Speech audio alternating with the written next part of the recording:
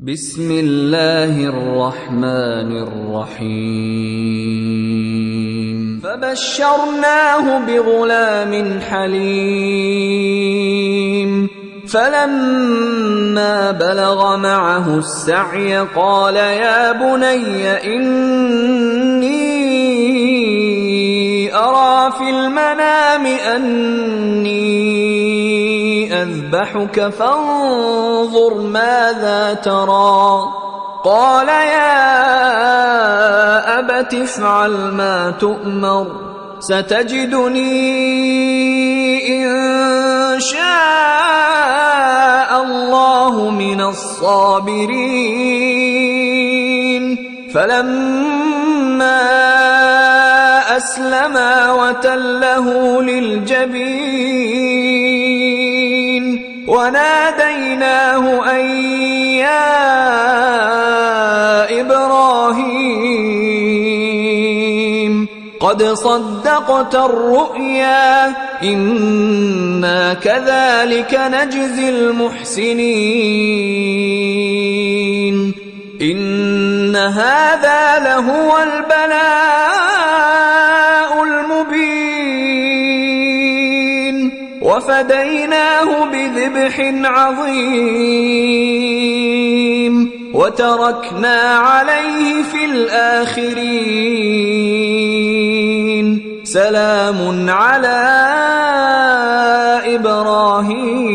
إبراهيم وكذلك نري إبراهيم ملكوت السماوات والأرض وليكون من الموقنين فلما جن عليه الليل رأى كوكبا قال هذا ربي فلما أفل قال لا أحب الآفلين فلما رأى القمر بازغا قال هذا ربي فلما أفل قال لئن لم يهدني ربي لأكونن من القوم الضالين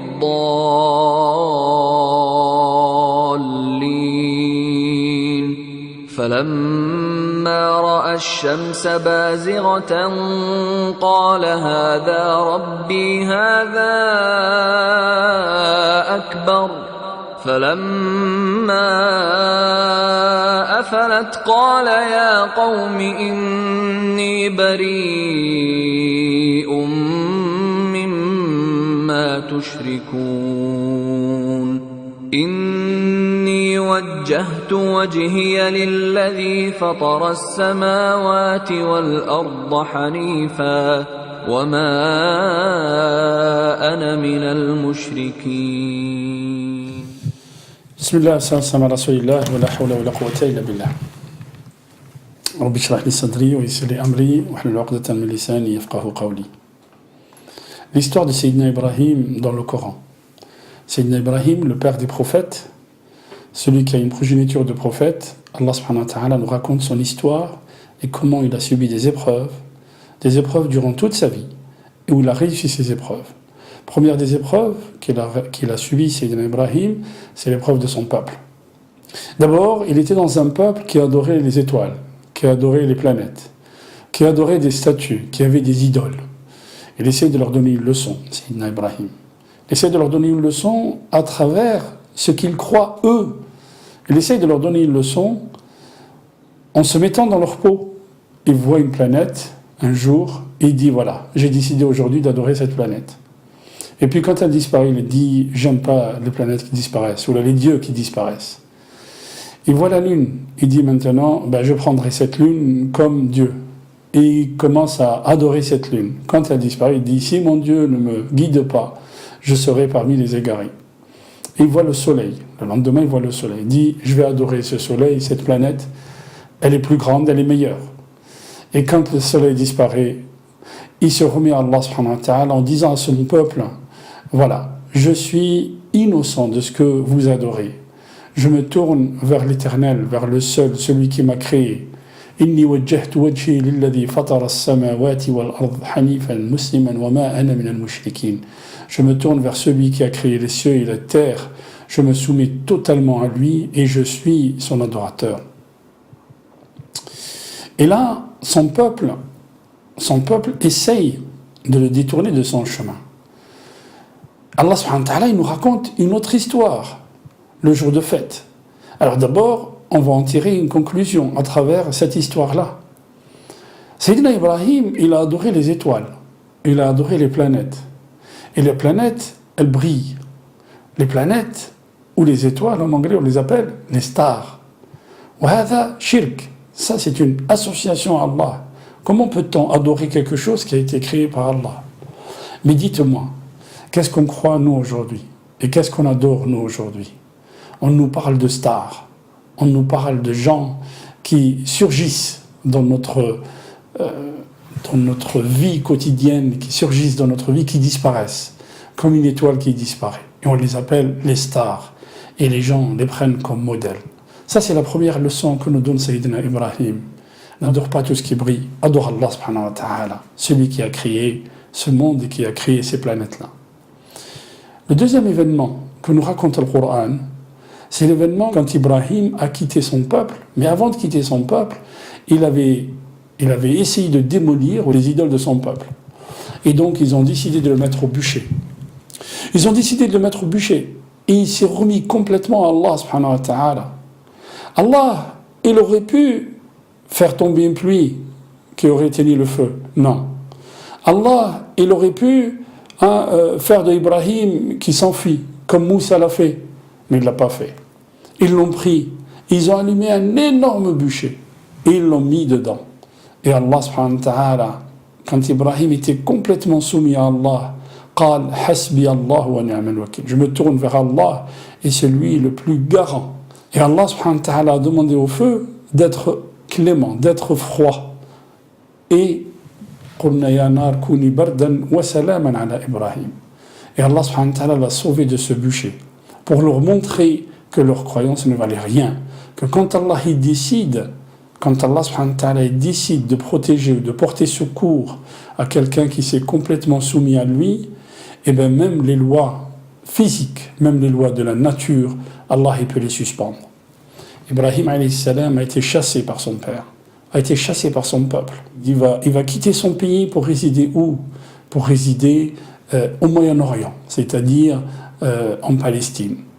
Il s'installe à cet endroit, il prend de l'âge. Sarah n'a plus d'enfants, il ne peut avoir d'enfants. Elle lui conseille de prendre comme épouse Hajar, qui était sa servante, mais qui était d'une lignée noble. Et quand il prend Hajar comme épouse, Allah lui donne un enfant, un bébé, qu'il appelle Ismaïl. À ce moment-là, Sarah, comme elle était jalouse, Allah lui demande de quitter ce pays, Al-Sham, et d'aller vers Al-Hijaz, et d'aller à un endroit désertique, où il va laisser son fils et sa femme, son fils bébé et sa femme, à cet endroit où il n'y a pas âme qui vive. Il rebrousse chemin, en pleurant, en demandant à Allah de les protéger. Sa femme lui court après, il dit « Où est-ce que tu nous laisses? Où est-ce que tu nous laisses, ya Ibrahim? Où est-ce que tu nous laisses ?» À la troisième phrase, où il ne répond pas, c'est elle qui le dit. « Est-ce que c'est Allah qui te demande de faire ça ?» Il lui dit « Oui. » Il ne va pas nous faire perdre. Et effectivement, et c'est là on connaît l'histoire où elle va faire l'aller-retour entre deux monts, As-Safa et Al-Marwa, en regardant s'il y a une caravane qui passe. Et là où il y a Jibril qui vient et qui, avec un coup de son aileron, fait jaillir l'eau de Zamzam. Zamzam veut dire « Ijtami', rassemble-toi, rassemble-toi ». Elle rassemble cette eau, elle boit, elle fait boire son fils. Et du coup, il y a des oiseaux qui se mettent à tourner autour d'elle et au-dessus d'elle parce qu'il y a une flaque d'eau. Passe au loin une caravane, Jurhum. Cette caravane vient, il lui demande l'autorisation de boire de cette eau. Elle leur donne l'autorisation et cette caravane de gens arabes se sédentarise, s'installe et se sédentarise dans cet endroit. Et là, il est la Mecque. Donc vous voyez l'épreuve qu'a subi Sayyidina Ibrahim, l'épreuve du feu, l'épreuve des planètes, l'épreuve de son fils bébé qu'il laisse en plein désert. Mais quand son fils atteint l'âge de puberté, Allah subhanahu wa ta'ala, il va lui faire passer une autre épreuve, qui est de d'immoler son fils son fils qui a 13 ans, alors qu'il a eu un âge très avancé. Et d'après vous, pourquoi Allah subhanahu wa ta'ala lui demande d'immoler son fils? On dit, Al-Rasul sallallahu alayhi wa sallam, dans un hadith, il nous dit qu'Allah subhanahu wa ta'ala, il a regardé les cœurs des gens depuis la création. Il n'a pas trouvé un cœur aussi généreux que le cœur de Sayyidina Ibrahim. Fattakhadahu khalila, il en a fait un ami. Sayyidina Ibrahim était allié d'Allah, et il aimait Allah. Allah subhanahu wa ta'ala, il le met à l'épreuve. Parce que c'est pas normal. Il n'y a pas quelqu'un dans le monde qui n'aime pas son fils. Ne pas aimer son fils, c'est anormal. Mais bien sûr qu'il aimait son fils, mais un amour paternel. Allah subhanahu wa ta'ala lui dit, montre-nous que tu aimes plus Allah que ton fils, alors immole ton fils. Montre-nous, toi, si tu aimes plus Allah que ton fils, donne ton argent pour Allah. On ne te demande pas de donner ton fils, ton argent. Donne ton argent pour Allah, c'est ça l'épreuve. Et Ibrahim, il fait un rêve. Et le rêve d'Ibrahim, le rêve des prophètes, c'est une révélation. Pendant 3 jours, il y a un ange qui lui vient dans le rêve et qui lui dit, il faut que tu immoles ton fils. Il faut que tu immoles ton fils. Il faut que tu immoles ton fils. Au 3e jour, il décide d'en parler à son fils. Il dit à son fils, je vois dans le rêve que je dois t'immoler. Mais regardez le langage qui est entre le père et l'enfant. Ya bunayya inni ara fil manami anni adbahuk. Ya bunayya, ô mon cher et tendre, ô mon cher fils, je vois dans le rêve que je dois t'immoler. Son fils complètement soumis. Pourquoi complètement soumis? Parce que élevé par 2 êtres musulmans, par 2 êtres complètement soumis, par Hajar qui était très soumise à Allah, et par Ibrahim qui était prophète très soumis à Allah, l'enfant il ne peut être que soumis à Allah. Et là, les ulama, ils apportent une parenthèse. On voit bien qu'Ibrahim, quand il parle à Ismaïl, il lui dit « Allah me demande de t'immoler ». Non seulement il répond positivement à son père, mais il répond positivement aussi à Allah. « If'al ma tu'mar » fais ce qu'on te demande. Il répond positivement à Allah subhanahu wa ta'ala. Alors que Nour, alayhi salam, qui était aussi un prophète, il demande à son fils de monter avec lui sur le bateau. Et il dit « Non, je vais aller dans une montagne et qui va me protéger de ce déluge. » Il lui dit, il n'y a aucune chose qui pourra te protéger du déluge aujourd'hui. Et il fait englouti par la vague. Quelle différence y a-t-il entre Ibrahim alayhi salam ou Ismaïl alayhi salam et le fils de Noé? Les deux, c'est des prophètes. Et bien justement, les ulama ils disent parce que la femme du premier était mécréante. La femme de Noé était mécréante. La femme d'Ibrahim était très soumise et très croyante. Regardez l'enfant comment il sort. Dit ya abati, if'al ma tu'mar, satajiduni insha'Allah min as-sabirin. Tu vas me trouver parmi les gens, si Allah me donne la force, parmi les gens pieux et les gens qui patientent et qui endurent. Falamma aslama wa tallahu lil jabin. Ibrahim, il veut accomplir ce qu'Allah subhanahu wa ta'ala lui a demandé, mais il va jusqu'au bout.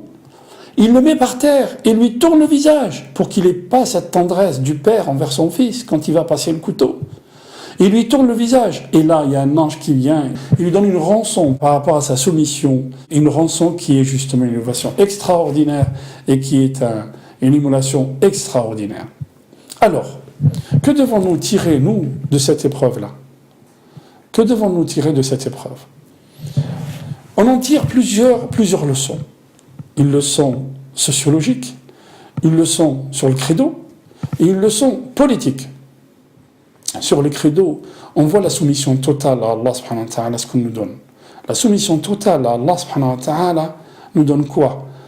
Si tu te soumets à Allah, Allah subhanahu wa ta'ala dit, si vous vous soumettez complètement à Allah, vous faites ce que Allah subhanahu wa ta'ala vous demande, même si vous pensez que ce que vous faites, c'est quelque chose de lourd pour vous, Allah il vous récompense de la meilleure des manières.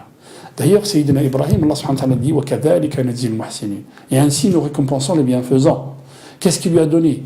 Il lui a donné Ismaïl, qui est resté en vie. Il lui a donné Ishaq après. وَجَعَلْنَا فِي ذُرِّيَّتِهِ النُّبُوَّةَ.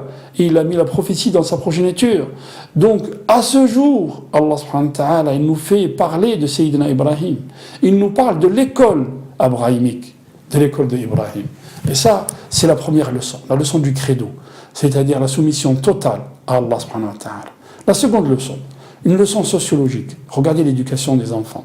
Rasul sallallahu alayhi wa sallam dit, Da'ibhu sab'an, وأدبه سبعا وصاحبه سبعا. Joue avec lui 7 ans. Ensuite, éduque-le pendant 7 ans. Et ensuite, qu'il soit ton compagnon, ton ami pendant 7 ans. Éduque ton fils. Apprends-lui le Coran. Apprends-lui la soumission à Allah. Et tu verras. Tu pourras mourir tranquille après. Donc c'est une leçon sociologique dans l'éducation de nos enfants, dans la soumission à Allah subhanahu wa ta'ala. La dernière chose, et c'est une leçon politique celle-là. Regardez Ibrahim alayhi salam qui est prophète, qui voit un rêve, qui se soumet totalement à Allah. Malgré ça, il demande et il consulte son fils, qui vient à peine d'atteindre la puberté. Il lui dit, je vois dans le rêve que je suis en train de t'immoler. Qu'est-ce que tu penses? Il dit, Abati fa'al ma tu'mar. Et l'enfant, il comprend. Et l'enfant, il est encore plus soumis que son père. Parce que c'est lui qui va subir. Et il est encore plus soumis à son père. Et il répond par la positive. Et Allah subhanahu wa ta'ala, il ne voulait pas que Ibrahim, il immole son fils. Mais il voulait le mettre à l'épreuve. Comme nous, il nous met à l'épreuve tous les jours. Dans une société où les épreuves sont tous les jours. Allah subhanahu wa ta'ala, il te dit, même si effectivement tu es serré financièrement, mais essaye d'être à la hauteur de Ibrahim, d'immoler ton mouton comme Ibrahim il l'a fait. Et ce mouton, quand tu l'immoles, pense à la société, pense aux pauvres qui sont autour de toi, pense aux parents, pense aux voisins qui sont autour de toi, pense aux ceux qui veulent découvrir ou qui ne connaissent pas cette religion de Ibrahim. Parce que la religion de Ibrahim a été détournée par les gens qui sont venus après lui et qui se réclament de lui. C'est à nous de transmettre le message de Ibrahim et c'est à nous d'être à la hauteur comme Ibrahim l'a été. قولوا قولي هذا واستغفر الله لي ولكم فاستغفروه يغفر لكم إنه هو الغفور الرحيم.